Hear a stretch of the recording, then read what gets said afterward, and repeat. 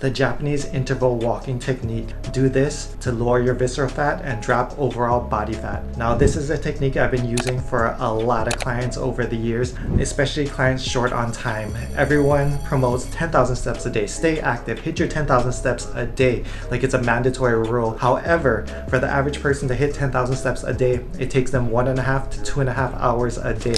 You know, if you're taking a leisurely walk, it's gonna take you over 2 hours. If you're doing a brisk walk, it's gonna still take you over an hour, hour and a half. Most people don't have that time. So that's why this Japanese interval walking technique is so great. It will cut down your time dramatically. Also, for those of you guys serious about dropping body fat and looking to ascend into 2026, I am filling my final spots for my Winter ARC Challenge for online coaching. Fill out the application down below. Serious inquiries only, no yamchas allowed.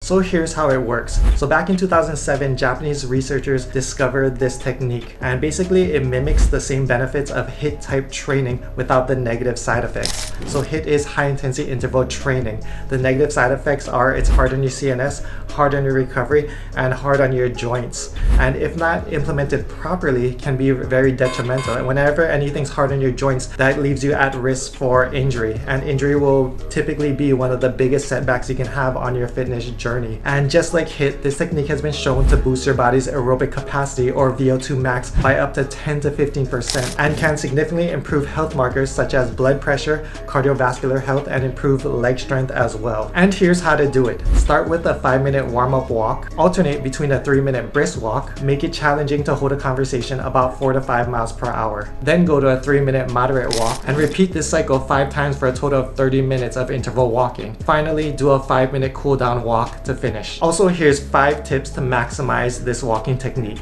Number 1, engage your glutes by squeezing them with each push off from your back foot. Hump your arms and maintain perfect posture. Head up, shoulders back, core engaged to increase the muscle activation and calorie burn.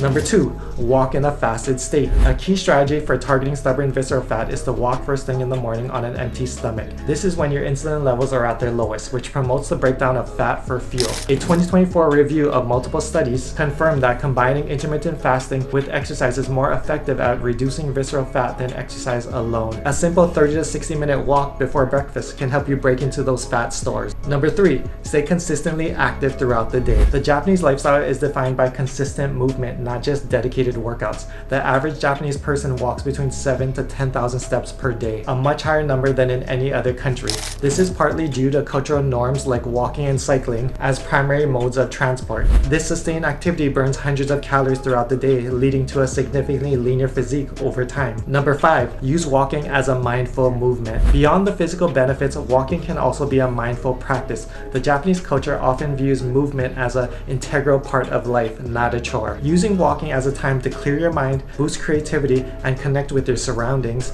can make the habit more enjoyable and sustainable in the long run. Also, last bonus tip, this is find a good show. For those of you guys doing this walking technique inside on a treadmill, especially as it's getting cold in the winter, you won't be going outside as much. Find a good show and only watch that show while you're doing this type of cardio. Reason being is 99% of people hate doing cardio, myself included. However, if I have a good show to watch that I only watch when I'm doing cardio, I'll do cardio every single day if I need to till the show's over, basically, until you have to find a new show. But make sure that it's a good show, a good anime. If you have a good one, comment it down below. So finally, to close out this video, I just want to share why I think the Japanese are so fit. I've been to Japan around 15 plus times already, and Japan is my absolute favorite place in the entire world, which is why I always go back. And here's why I think they're so healthy and fit. So 1, it's a culture of movement. Everyone there is walking or riding a bike. Trains are their main mode of transportation. Yes, a lot of people do drive. However, it's not uncommon to see 80-plus-year-old grandmas riding their bike around the city. Now, the next reason is mindful eating habits. In Japan, they have something called harahachi banmei, which is eating until you're 80% full. Here in America, we eat until we're stuffed, and we even eat past that. In Japan, they only eat to 80% full. And when you do that, you're limiting your calories by 20%, creating creating a natural deficit for yourself. Another reason, something you'll see when you go to Japan, is they have a very high nutrient dense diet,